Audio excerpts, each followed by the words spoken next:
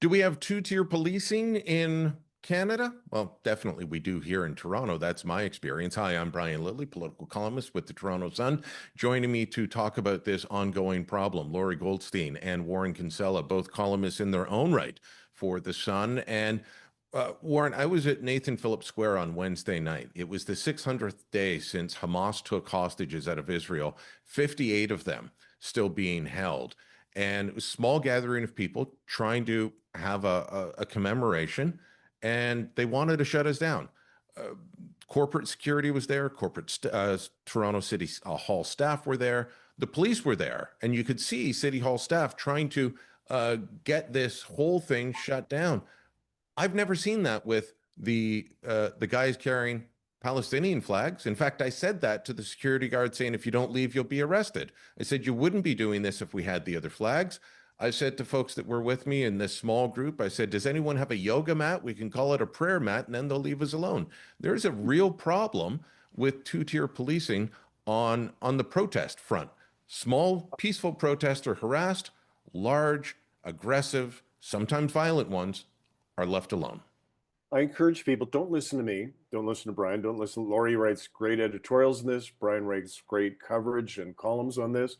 But don't listen to us. Go to Kareem Assad. Kareem Assad is a young lawyer in Toronto who films these protests. She is half Palestinian. You will see footage of her at the Casa Loma event. A former Israeli diplomat appeared to speak. It was a mob scene. This is the Abraham Global Peace Initiative, and they're denouncing peace. Yeah, just that's not the focus. What I'm saying to people is go and look at the footage.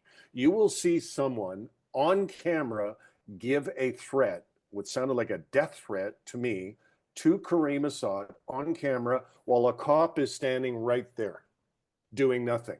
And this is symptomatic of what we've seen of shooting up of Jewish schools, firebombing of synagogues and Jewish community centers, threats against businesses like Heather Reisman's, over and over, like mobs coming into Jewish neighborhoods to intimidate and threaten individual Jewish citizens.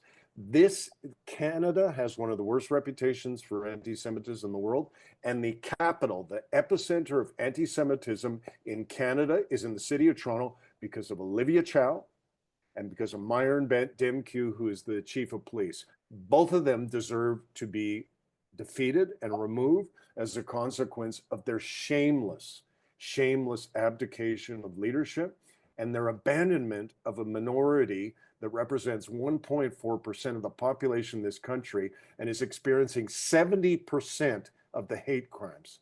The two of them are a disgrace and they need to go. And as you can probably tell, I have had it. Enough. Lorrie, I know every time we've talked about this in the past, you've got a bit of a different take. You live in a very predominantly Jewish neighborhood. You've been complimentary to the police for the command centers that they've had in your neighborhood since October 7th. And I appreciate that. And when I was at the Walk with Israel, there was a large presence. But these problems and these issues at the leadership level, things like the planning guide that went out for the Nakba Day march that sounded like it was written by the organizers, not a quote, but saying that this event marks the ethnic cleansing of Palestine. This has to be bothersome. It's mindful to me of a lawyer friend of mine who said to me years ago, and he was talking about family disputes and divorce cases. And he said, the most accommodation will be given to the most unreasonable party. And when you think about it, it's kind of logical.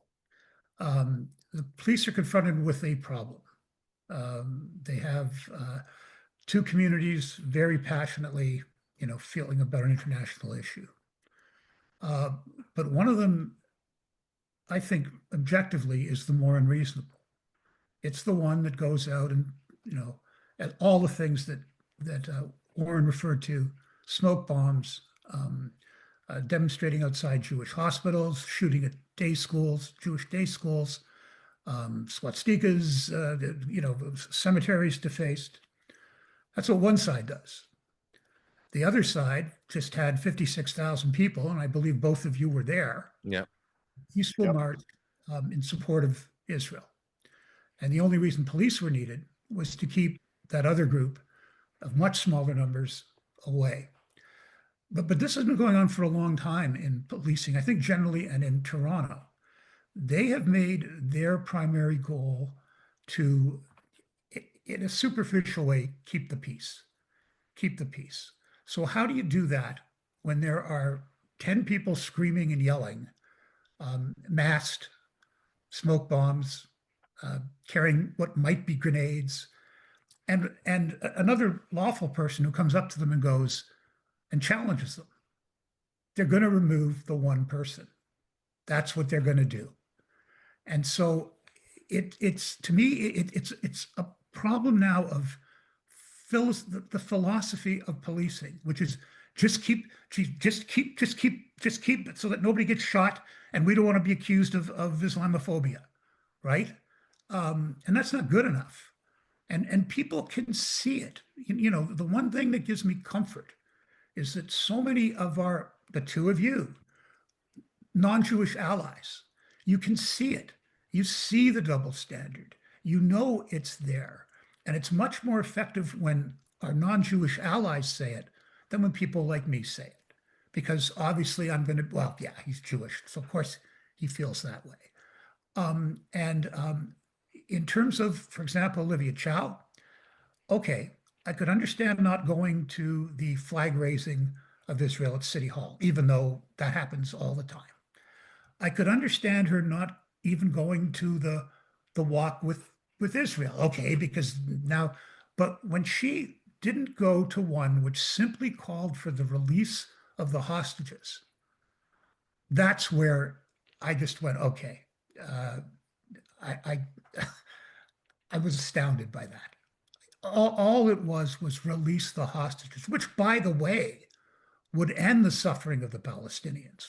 Yeah. And they've suffered enormously. So, you know, for me, it's like I never believed my grandparents and my wife's parents, who suffered directly in the Holocaust. They were Catholic. When they said, you know, it's there, it's never gone away. I always thought we'd progressed beyond that, but we haven't. I'll leave you both with this disturbing thought and comment. As much as I've called for Police Chief Myron Demke to go, we have to remember that the person that would have the biggest say in picking him, his replacement, would be Mayor Olivia Chow and the people that she's appointed to the Police Services Board. So, yeah, sure, I still want Demke to go, but I am worried about who comes next. As much as the saying is politicians don't direct police, that's the official saying. I don't believe that anymore, and haven't for quite some time. And I think what we're seeing in Toronto proves that. One thing there, Yeah. they can't direct police operations. They can certainly set the general goals and parameters of the police. Otherwise, we'd have civilian control of the police means that they can. And so the point I'm making is, I'm reinforcing yours, is that when you want to look at the actions of the police force, look at the actions of the police commission and the people on it, and look on those who were appointed and who appoints them, and you'll get what's going on. Yeah. All right. We'll put it to the audience. Drop a comment down below, share this on social media, and don't forget to subscribe to our channel.